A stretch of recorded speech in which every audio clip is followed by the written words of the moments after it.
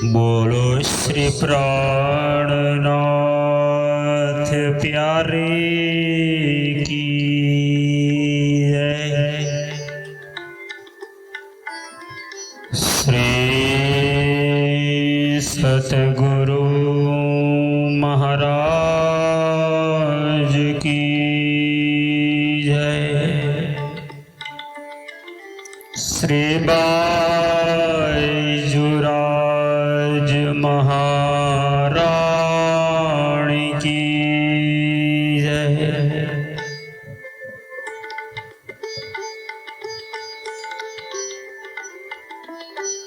अखंड मंडलाकारं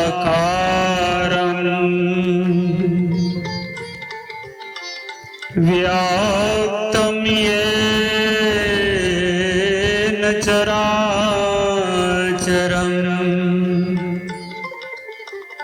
तत्पदं दर्शितं येन तस्मै श्री गुरुवे नमः।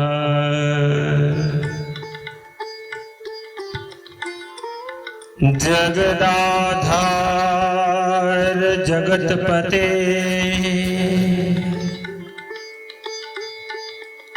पूर्ण ब्रह्म श्रीराज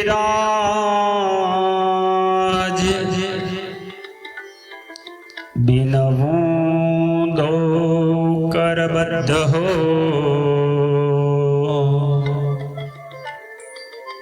सिद्ध करो सब काज। सदा महारानी जी सहाय करो सन्मुख रह जो श्री छत्रसाल। पंच स्वरूप मणि रक्षा कर जो हे मारा दाम धनी श्री प्राणनाथ।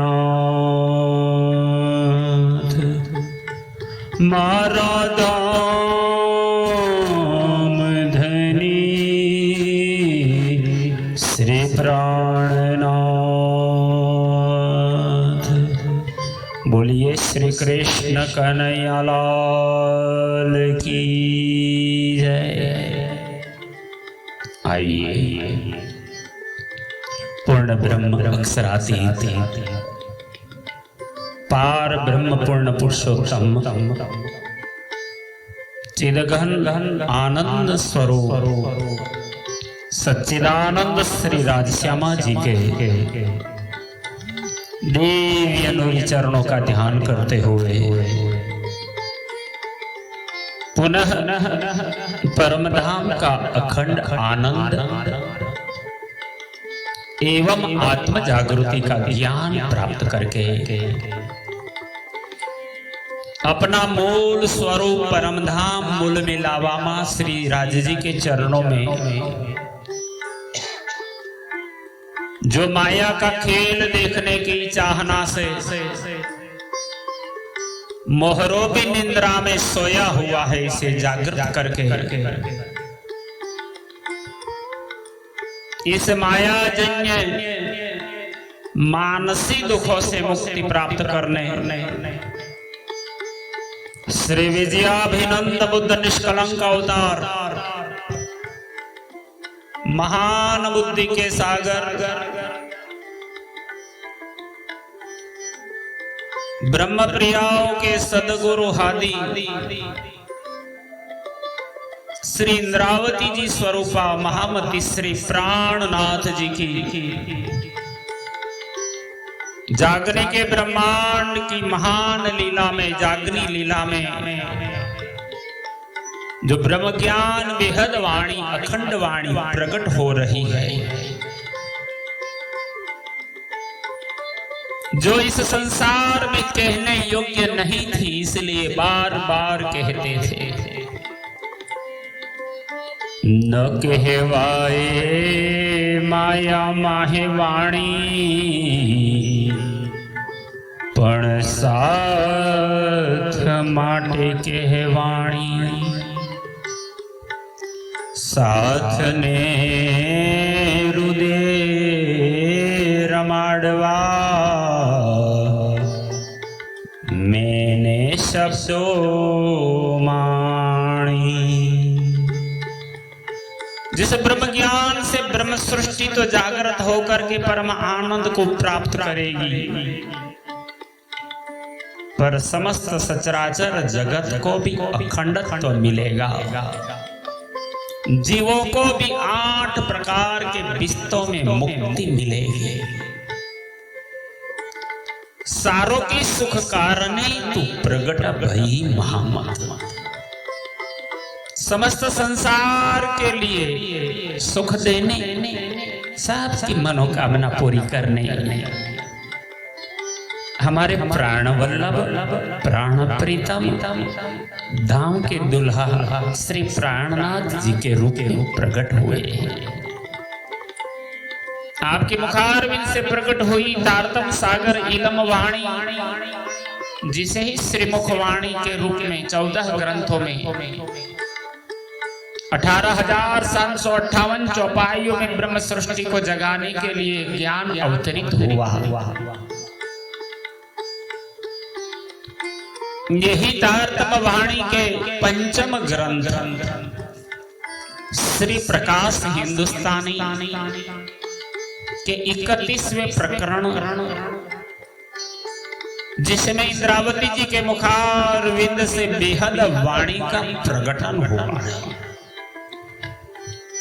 जिसे प्राप्त करने के लिए त्रिगुणादिदेव से लेकर के अनेक संत परमहंस मनीषियों ने कोशिश किया। श्री इंद्रावती जी इस बेहद वाणी का महिमा सुंदर 7 ब्रह्म सृष्टि को सुनाते थे, जिसे हम 55 चौपाइयों तक का विवरण अनेक शास्त्रों के प्रमाण के साथ सुन रहे थे। अब 56वीं चौपाई से क्रमशः आगे चलेंगे। आइए श्रवण करें इंद्रावती जी की श्री तारतम सागर वाणी। जो बल किया नर सये, कोई करे ना और। हद के जीव बेहद की लीला देखिया ठोर, लीला देखिया ठोर। आप सदगुरु आदि महान बुद्धि के शिखर श्री विजयाभिनंद बुद्ध निष्कलंक अवतार महामती से प्राणनाथ जी इस वाणी को फरमाते हुए कहते हैं, इस संसार में दूसरा ब्रह्मांड हुआ रास का, जो योग माया के ब्रह्मांड में हुआ।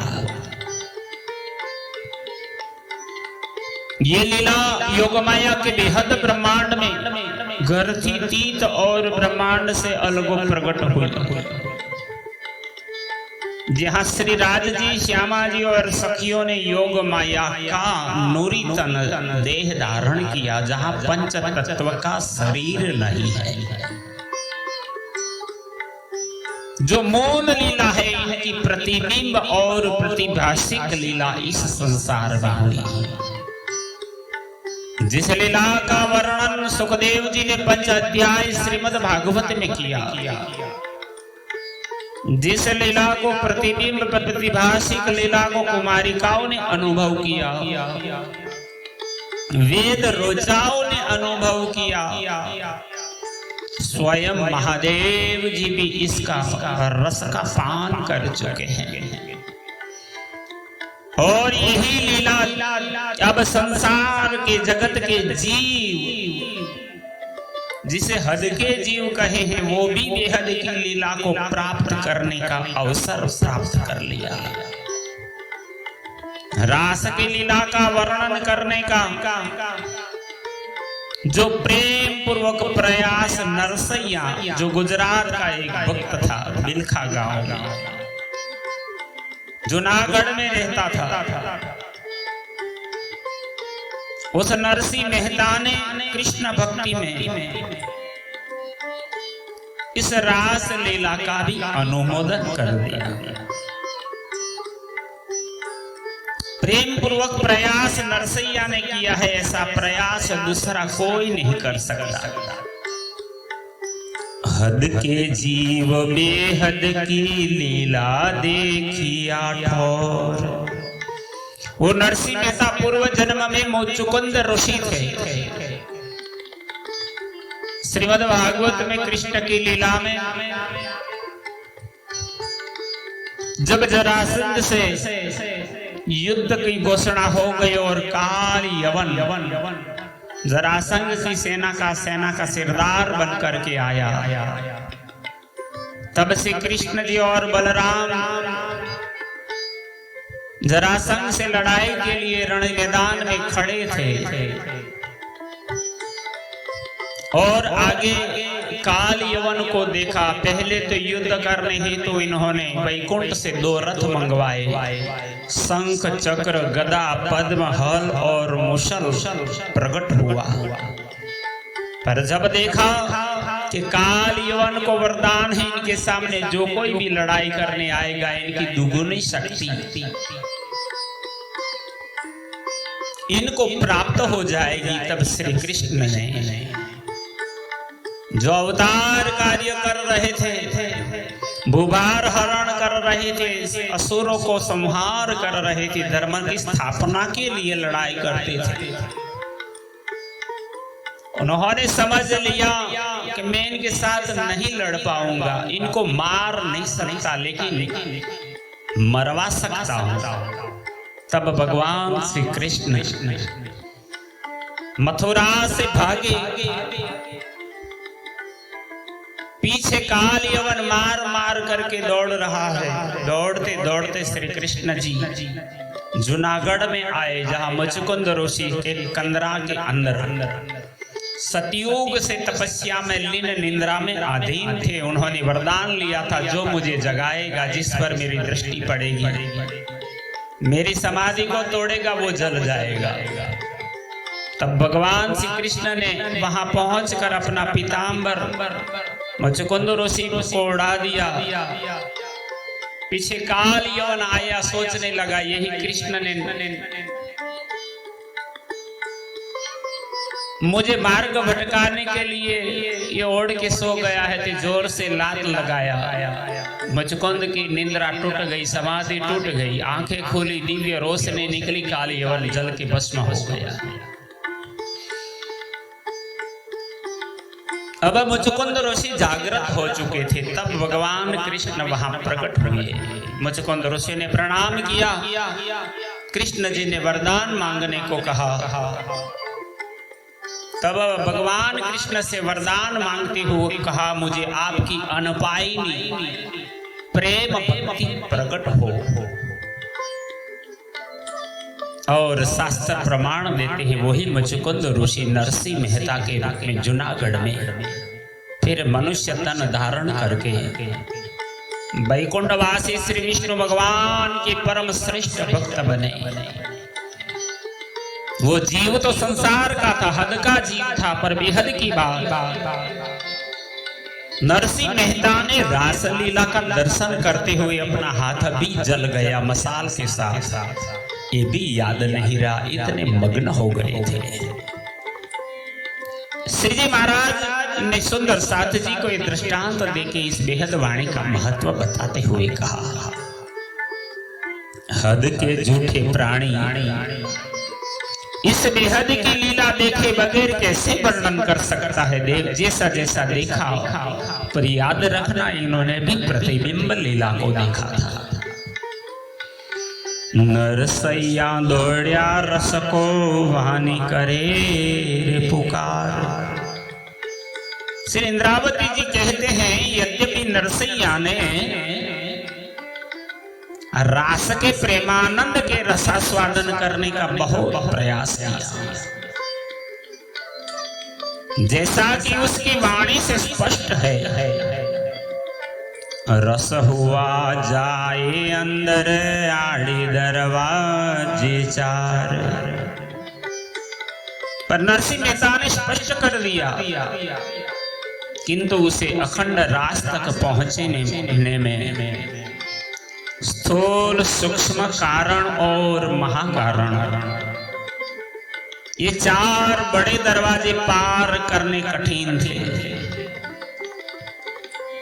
द्वार ने इन बेहद के लहरे आवे शीतल। नरसिंह जगत का हद का जीव था, इसीलिए वो बेहद को पार नहीं कर सकता था। बेहद भूमि के दरवाजे अव्याकृत ब्रह्म में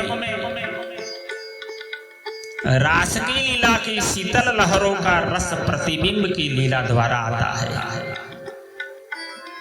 सोईत खड़ा ले वही रस की प्रेमल, उसी रस की सुगंधि को नरसैया यहाँ स्थित होकर ले रहा है। इन दरवाजे नरसैया प्रेमे लपटाना। बेहद की लीला के रस को अव्याकृत ब्रह्म के दरवाजे पर खड़े होकर इस ब्रह्मांड में पुनः जागृत होने वाले पूर्व के साथियों के साथ 11 दिन की प्रतिबिंब लीला के प्रेमानंद में मग्न हो गया। ये गौलोक नाम की स्वरूप का दर्शन कर रहा था। लीला पिछले साथ में सुख ले समाना। 11 वर्ष और 52 दिन के बाद के कृष्ण की जो स्वरूप था उसी ही प्राप्त कर पाया। घर घर से उठने वालों के साथ तीसरे काल माया के ब्रह्मांड में जो प्रतिबिंब लीला हुई, उसी रस में नरसिंह मेहता मग्न हो गया। लीला सुके वर्णन करी ब्रजरास बखाना। सुंदर साथ जी दाम धनी हमारे इंद्रावती के रूप में समझाते हैं। श्री सुखदेव जी ने श्री कृष्ण जी की लीला का वर्णन तो किया, तथा ब्रजरास की लीला भी वर्णन की। बेहद की बानी बिना ठोर ठोर बंधाना। किंतु बेहद की वाणी के बिना वर्णन करते करते ठिकाने ठिकाने बंद हो गया। इस बेहद लीला के संपूर्ण रहस्य सुखदेव जी से भी नहीं खुल पाए। ये जान ही नहीं पाए लीला कहाँ हो रही है, कौन कर रही है, किसके साथ हो रही है, क्यों होगी। ना तो ये क्यों ऐसे वर्णवे, क्यों कहे पंच अध्याय। श्री जी इसलिए सुंदर साध जी को इस लीला का महात्म्य बताते हुए कहते हैं, नहीं तो ऐसे रुक रुक कर क्यों वर्णन करते। और इतनी बड़ी बेहद लीला का केवल 5 ही अध्याय में कैसे वर्णन करते। ये रस छोड़ और वचन मुख काढ़ो न जाए। इस चिन्मय बेहद के प्रेम रस को छोड़कर अन्य वचन मुख से निकलते ही नहीं है। सुखदेव जी जाहिर कर ही नहीं पाए। होवे स्कंद द्वादश थे इत कोट गुणे। बेहद की वाणी तो ऐसे 12 स्कंदों में, इसके अतिरिक्त करोड़ों गुणा स्कंदों में वर्णन होती। किंतु श्री सुखदेव जी क्या करें, इनको प्रभु की इतने ही लीला वर्णन करने की आज्ञा थी। पर कहा करे आज्ञा इतनी बस नाही अपने। परमधाम का अधिकार नहीं होने के कारण सुखदेव जी भी 5 अध्याय से ज्यादा वर्णन नहीं कर पाए। फिर परीक्षित से कह दिया, तुझे शंका प्रश्न करने को मना किया था, अब तूने प्रश्न कर दिया है। तो राजा भया में जोगी भया कहने वाला उठ के गया। अब वो मेरे मुख से बेहद की ज्ञान की लीला प्रकट नहीं होगी। अखंड लीला का वर्णन करना उनके अधिकार की बात नहीं थी, क्योंकि आप भी गौलोक धाम की आत्मा थी। ना हुई जाहिरिया मुख बेहद की बान। इसलिए श्री सुखदेव जी की जुबान से बेहद की वाणी जाहिर नहीं हो सकी। उनके मन में इसके वर्णन की प्रबल इच्छा थी, किंतु जाहिर न होने पर इनको इतना बड़ा दुख हुआ। कंपमान होय कल प्यार रस गया थे। जब सुखदेव जी लीला वर्णन कर रहे थे, राजा परीक्षित के प्रश्न करने से रस का प्रवाह रुक गया और कांपते कांपते हुए बहुत दुखी हुए। सोए दुख क्यों सह सके रस जाए जाते। क्योंकि जिसके मुख से अखंड रस आना रुक जाए, वह ऐसे दुख को कैसे सहन कर सकता है। बेहद के शब्द के गाथा रख अपार। श्रीमद् भागवत प्रेम लीला का वर्णन बेहद की वाणी को प्रकट करना था। श्री सुखदेव जी को बेहद लीला वर्णन करने की बहुत चाह एवं उमंग थी। दरवाजा ना खोलिया रहा रससार, किंतु बेहद लीला का रस रूपी सार वर्णन करने से वंचित रह गए। इन 4 दरवाजे भी नहीं खोल सके। रास रात वर्णन करी देखो मन विचार। यद्यपि श्री सुखदेव जी ने रास की रात्रि का वर्णन किया है, किंतु मन से विचार कर देखो कि जब नारायण की रात्रि का वर्णन कोई विरला ही कर सकता है, नारायण जी की रात को कोई पावे पार। फिर रास रात्रि के अंदर तो मृत्यु लोग, स्वर्ग लोग, ब्रह्मा और नारायण चारों ही रात्रियों में शामिल है। इसका वर्णन कौन कर सकता है।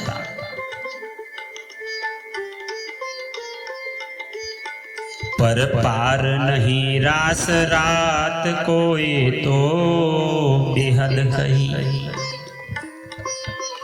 इंद्रावती जी कहते हैं रास रात्रि इसलिए वर्णन नहीं हो सकी क्योंकि ये हद के अंदर रह के हद की वाणी में कहते थे।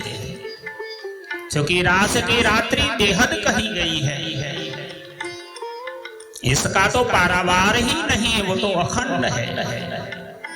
फिर अखंड रास की लीला का वर्णन तामे अखंड लीला रास की 5 अध्याय भई, जिसको श्री सुखदेव जी ने केवल 5 अध्यायों में ही पूर्ण कर दिया। कैसे संभव था। देखो जाहिर या के माई ने चित ल्याई वचन। यदि प्रत्यक्ष रूप से ही विचार कर देखो तो रास की रात्रि को इतना बड़ा इसलिए कहा गया है। रात ऐसी बड़ी तो कही लीला बड़ी वृंदावन। कि वृंदावन में जो अखंड रास की लीला हुई वह लीला सबसे बड़ी है, जो पूर्ण होती ही नहीं, जिसका अंत ही नहीं होता, तो इसका वर्णन कौन रोक सकता है। 5 अध्यायों में कहना का मतलब है कि सुखदेव जी इसको पार पाए नहीं सकते। ये 5 अध्यायी होवे क्यों कर मेरे मुनि जी की बान। यह बेहद की लीला मेरे सुखदेव मुनि जी के वचनों द्वारा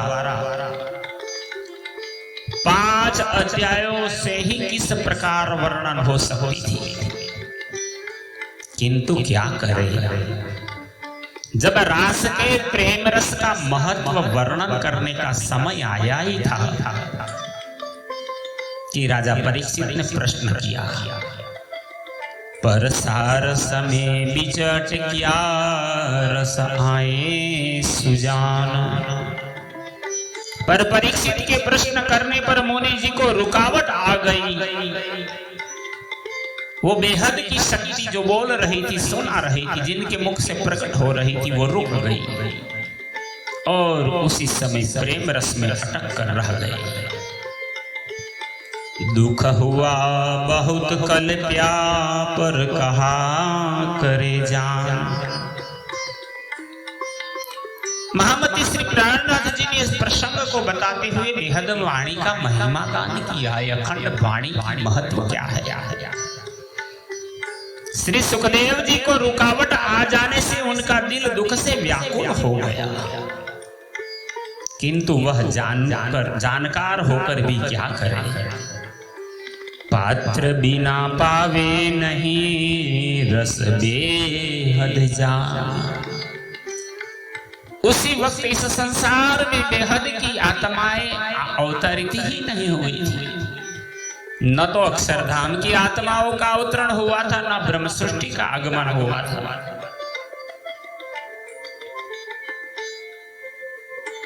इस बेहद वाणी के रस के पात्र ही कोई नहीं था, तो कौन सुन सकता था। बिना पात्र के दूसरा प्राप्त नहीं कर सकता। अर्थात परमधाम के मूल संबंध के बगैर बेहद के वचनों के वर्णन करने की पात्रता नहीं होती। पात्र बिना तुम पाइया मुनि जी क्यों करो दुख। से इंद्रावती जी ने इस प्रसंग को श्रवण कराते हुए कहा, सुंदर साथ जी, श्री सुखदेव मुनि को संबोधित कर श्री स्वामी जी कहते हैं कि हे मुनि जी, बिना मूल संबंध तथा पात्रता के ही तुमको बेहद ज्ञान वर्णन करने का अवसर मिला। आज दिन लो बेहद को किन लख्या है सुख। सो अब दुखी क्यों होते हो, विचार कर देखो, आज तक बेहद के सुखों को किसी ने प्राप्त किया है। आप तो अधिकारी हो गए तो इतना भी कर पाए। ये तो हमारा कागज तुम साथे आया। महामती श्री प्राणनाथ जी ने, सुंदर साथ जी ने कहा, ये तो ब्रह्म सृष्टियों का कागज लेकर के ब्रह्म आए। सुखदेव मुनि हमारे पोस्टमैन है, हमारी पत्र लेकर के आने वाले हैं। हे मुनि जी, यह श्रीमद् भागवत तो हमारा पत्र है जो तुम्हारे द्वारा इस संसार में आया है। खबर हद बेहद की देकर पठाया। इसमें धाम धनी ने हद भूमि एवं बेहद धाम की खबर तुम्हारे द्वारा देकर भेजी है। विद सारी कागज में हम लिए विचार। श्रीमद् भागवत नामक पत्र के वचनों को हमने विचार पूर्वक ग्रहण किया। इसमें हम ब्रह्मांगनाओं की संपूर्ण विधि वर्णन है। तुम साथे मुनि जी संदेश लाए समाचार। हे मुनि जी, तुम्हारे द्वारा हमारे लिए समाचार या संदेश आया है। वाला सुंदर साथ जी इस प्रसंग को यहाँ विराम देंगे 73 चौपाइयों में, फिर क्रमशः आगे चलेंगे इस बेहद वाणी को श्रवण करने। बोलो श्री प्राणनाथ प्यारे की जय। प्रकरण 31 चौपाई 73 यहाँ पूर्ण हुई, क्रमशः फिर आगे चलेंगे। प्रणाम।